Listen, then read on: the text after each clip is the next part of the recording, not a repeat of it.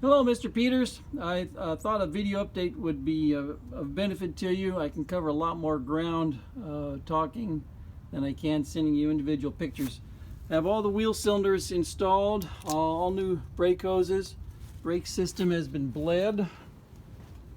We've got, using DOT 3 brake fluid, by the way, got the brake light switch and relocated, and to update you with the brand new master cylinder down here, and the brake fluid reservoir is new. Yours was rusted. And let's see, next we're going to go on to the fuel system. That was the other issue. I did check inside your trunk, and inside the pull the trunk mat and check the pull the fuel tank sending unit out and looked inside the tank.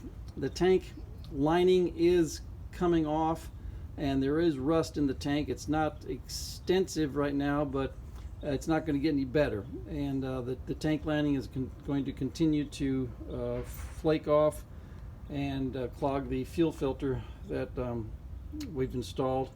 Also, your your gas cap, I have no idea if this is a vented gas cap or not. Usually they're marked luft or nicked luft, but this one's not marked, plus the gasket's broken. But the problem is you need a vented gas cap because the gas tank is not vented. So what happens is when if this gas cap is not vented, you develop a vacuum inside the tank, and the car will stop after about a half a mile.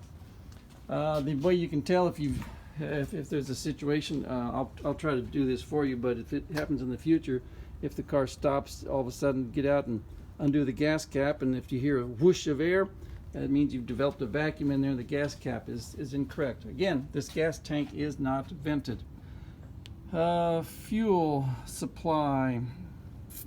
That's another big issue, getting the fuel up to the engine. So what we did was, this fuel filter assembly right here has been removed and rebuilt. And what the problem is that when this does two things. It's got a fuel filter in here, which is actually a metal screen, and we call it the rock strainer, because that's about all it does. It also is your selector valve for normal and reserve fuel. So right now the push rod is forward, and that's normal supply, and you pull it back and you've got reserve supply. And all that is just two different pickup tubes in the gas tank. One is higher than the other, and so when you go to reserve, you're picking up fuel off the lowest point.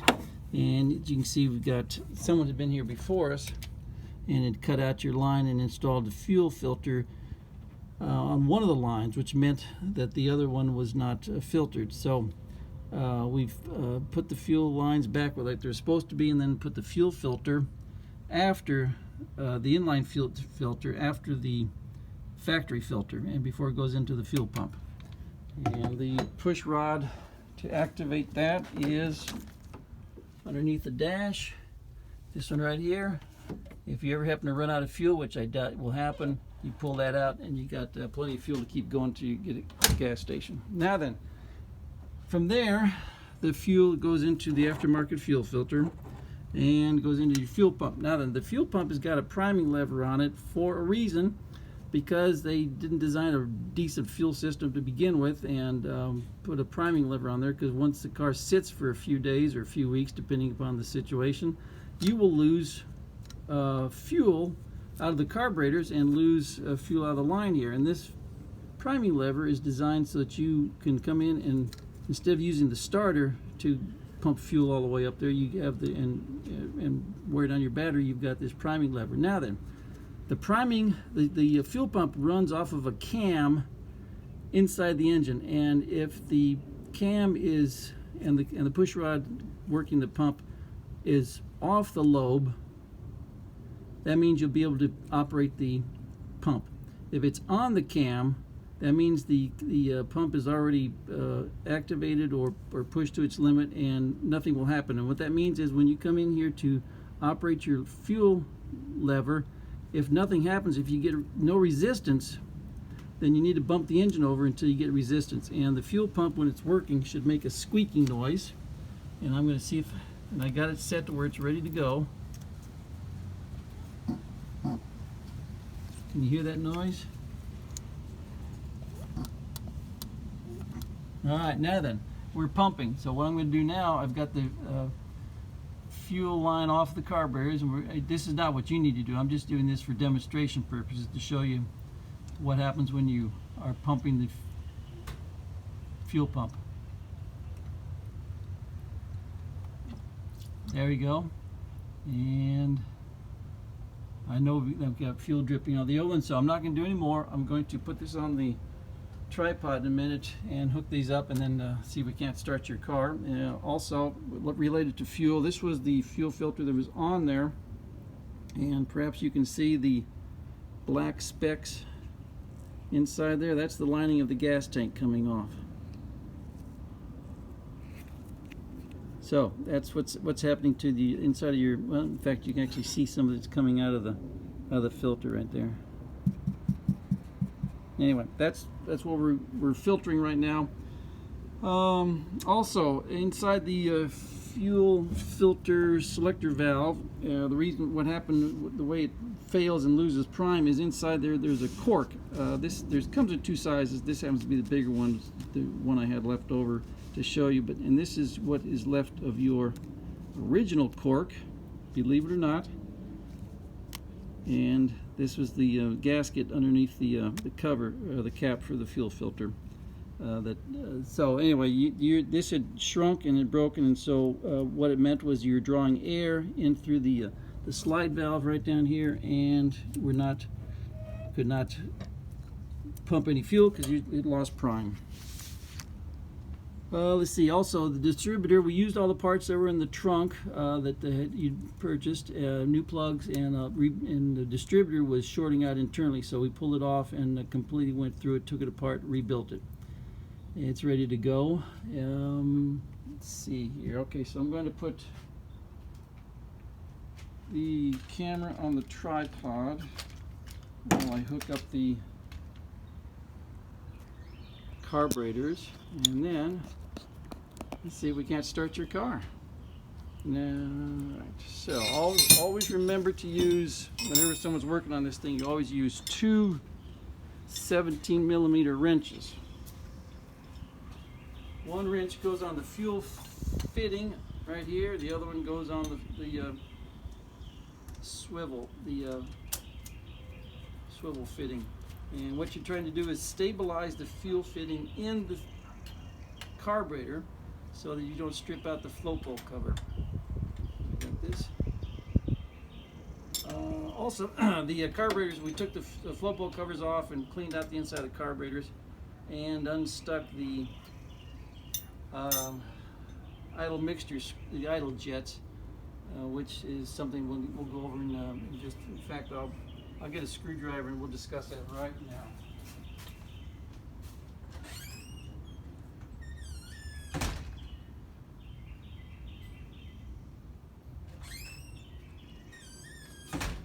And I'm going to move the camera around. We're going to discuss that right now because this is an important way to keep your car going, and it's a very easy and straightforward way for the car to fail to proceed.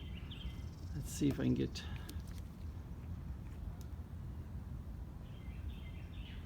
All right.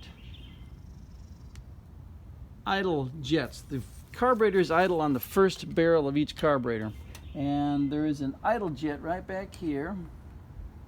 Let's see if I can. Let's get the camera over there.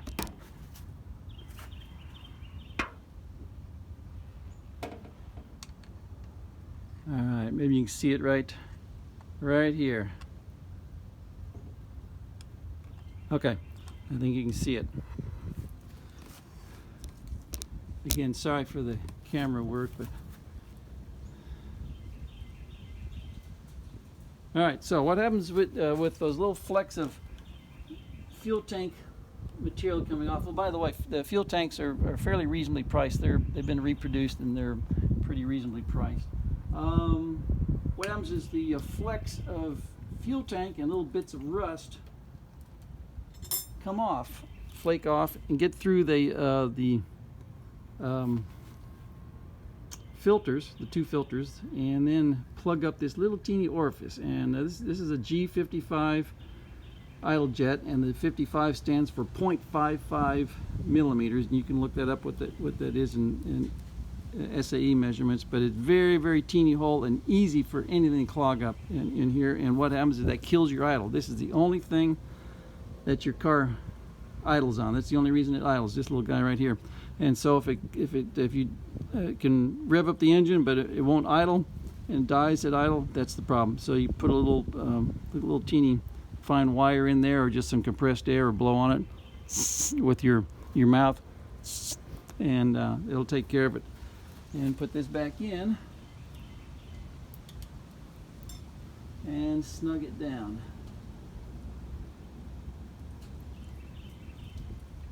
And if it ever happens on the road, since this idles on the first barrel only, that means that the second barrel idle jet is just plugging a hole, and you could actually swap them from one place to the other, and would give you a clean unclogged idle jet if you ever happen to be on the road. All you need is a screwdriver.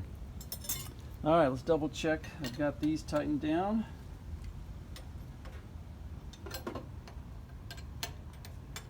All right, good there. I'm going to go finish priming the fuel float bowls. Make sure they're full. And what will happen is when the fuel is in the float bowls and the needle and seats have filled up and stopped the inlet of fuel, then the priming lever will lose tension. All right, so let's see what happens. Let's see what happens. Let's see if you start your car.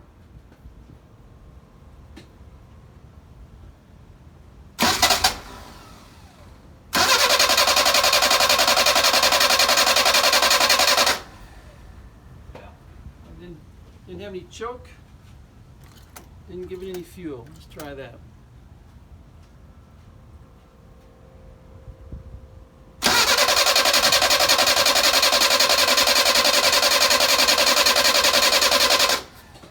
Alright.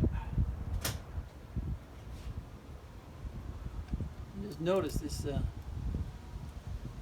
idle speed is, idle set screw is not correct.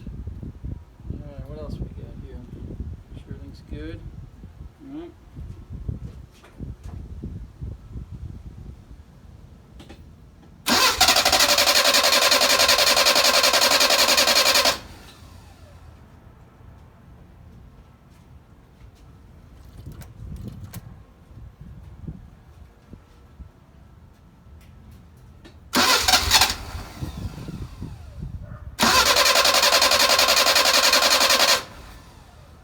Car will not be this hard to start normally. It's just I've got no choke, and this thing is not running in about a year, according to what you told me.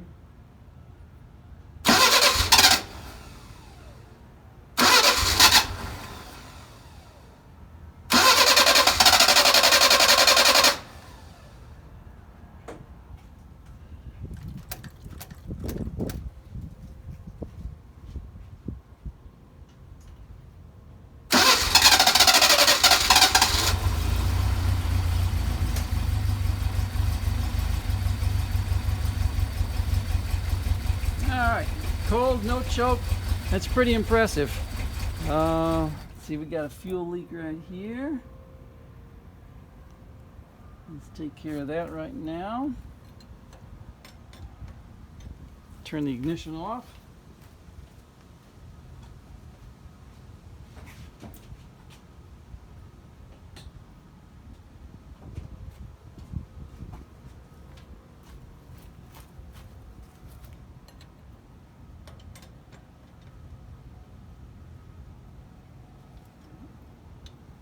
Plenty of fuel, that's good, good pressure. Now then, let's see where we are leaking.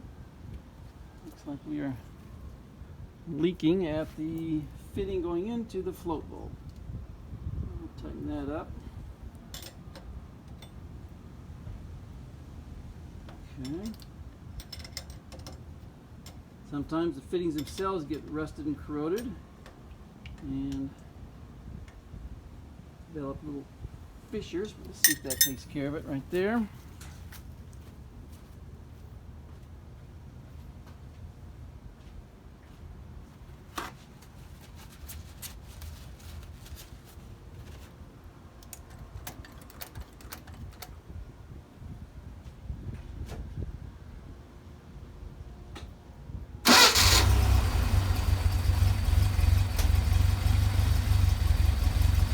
That's the way it should start.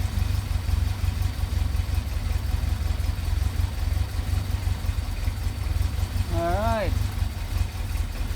Looks like we are on the road to success.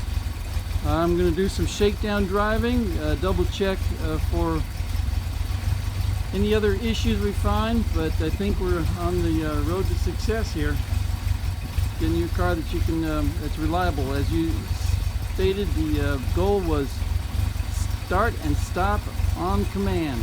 So anyway, thank you, sir, for your patience and letting us work with it.